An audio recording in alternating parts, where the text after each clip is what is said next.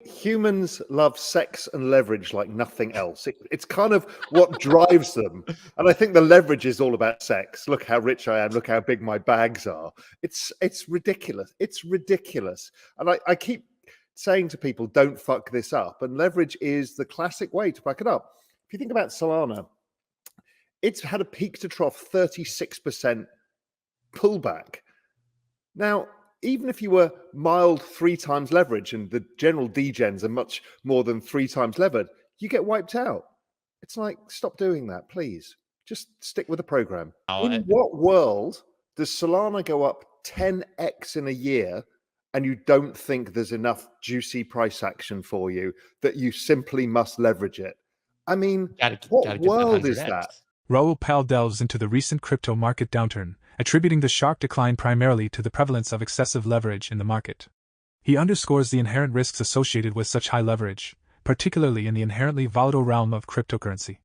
Addressing rumors circulating about the potential rejection of a Bitcoin spot ETF by the SEC, Powell dismisses it as the primary driver of the market movement. Instead, he views it as a catalyst that triggered a sell-off in an already overleveraged market. Powell observes that the crypto market is predominantly influenced by short-term traders wielding significant capital, as opposed to larger institutions or hedge funds. These traders exploit situations of high leverage to capitalize on market movements, akin to traditional market maker actions in established financial markets. Reflecting on the history of Bitcoin's bull markets, Powell highlights the normalcy of significant pullbacks, citing numerous instances of 20% or more corrections in past bull markets. He emphasizes that such volatility is an anticipated aspect of the crypto market. Please take a moment to like this video, subscribe to the channel, and don't forget to drop your comment and observations in the comment section below. Thanks and enjoy the video. There are a lot of short-term traders in this space with a lot of capital, right? The main institutional capital in this space is actually trading firms. There's very few hedge funds, and there's very few big institutions. So these guys see that massive build-up in leverage, they wait for something, and then they press it and everyone gets liquidated and they make a ton of money from it. It's classic kind of market maker price action. It would have happened on the New York Stock Exchange floor, it happens in the futures exchanges, it happens always. But the one thing, just before I came on today, I went back and looked at the 2015 to 18 bull market.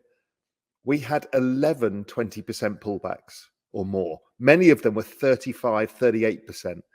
In the last cycle, from the 2020 low, not even the 2019 low, from the 2020 low, we had 8 corrections over 15%. Some happened in a day and some happened over 3 weeks.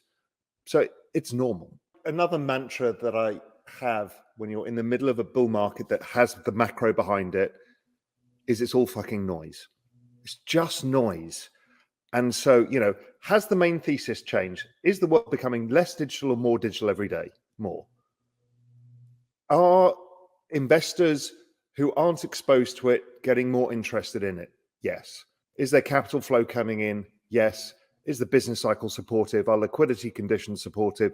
Yes. In which everything else is noise. So it doesn't change anything. It actually gives it a higher probability of rising. And it gives it a higher probability of rising because you flushed out the leverage. I've always said it's a function of price.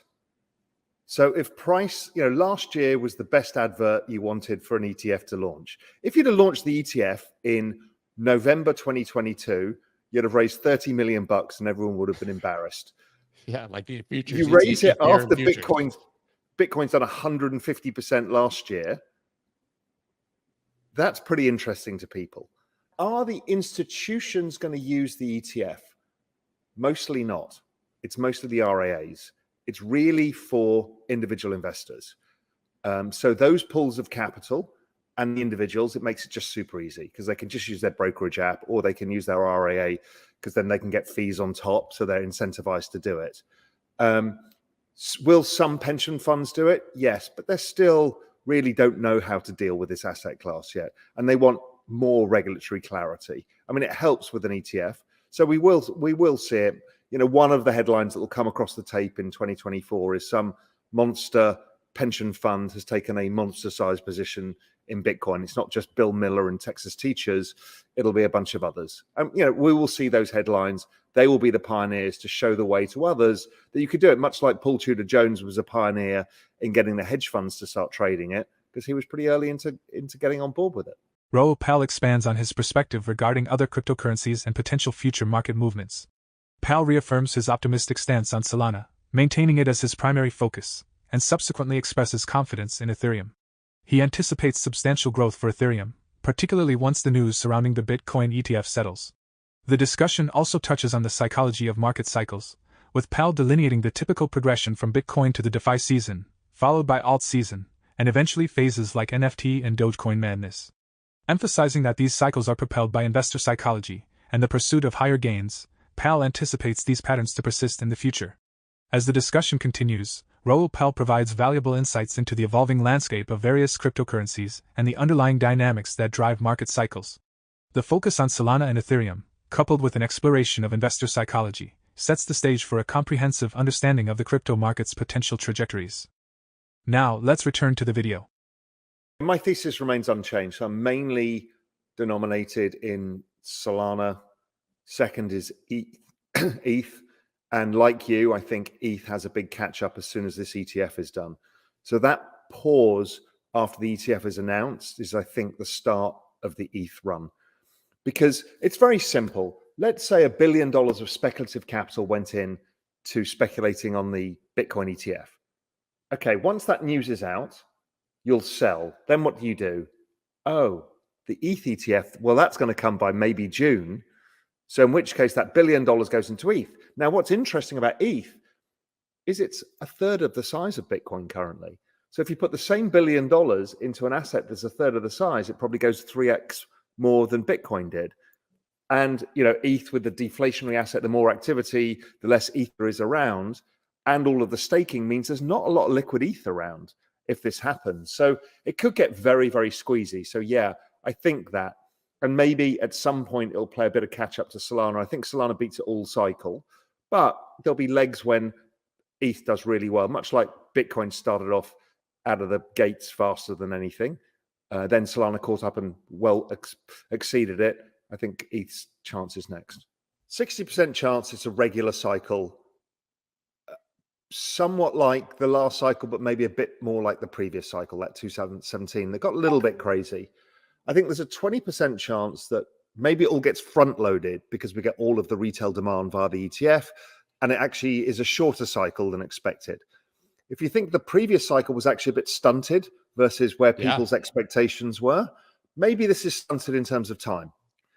The other outcome I've got, the other 20% chance, is that this is a gigantic bubble cycle, somewhere between the 2012-13 version and the 2015, because everybody can now participate and total fucking madness ensues. And I don't know which one of those three it's going to be, but they've all got a decent chance. Everybody was a little bit shocked that we didn't have a final leg last time around. So they now got that imprint. Like they've all been waiting for the down 50% leg, the COVID leg, which is not going to happen again. So they're now all expecting that it to be a smaller cycle. And I always look for where can the crowd be wrong, but still be right, which is like it's going up, but it goes up more. Matrixport, a crypto investment services provider, anticipates the rejection of all applications to list a spot Bitcoin exchange-traded fund by the U.S. Securities and Exchange Commission. The firm notes that the current leadership of the SEC, with a predominant Democratic composition among the 5-person voting commissioners, is critical for ETF approval. The firm expresses skepticism about SEC Chair Gendler's inclination toward crypto acceptance in the U.S. and deems it a long shot for him to vote in favor of approving Bitcoin spot ETFs, given his comments in December 2023.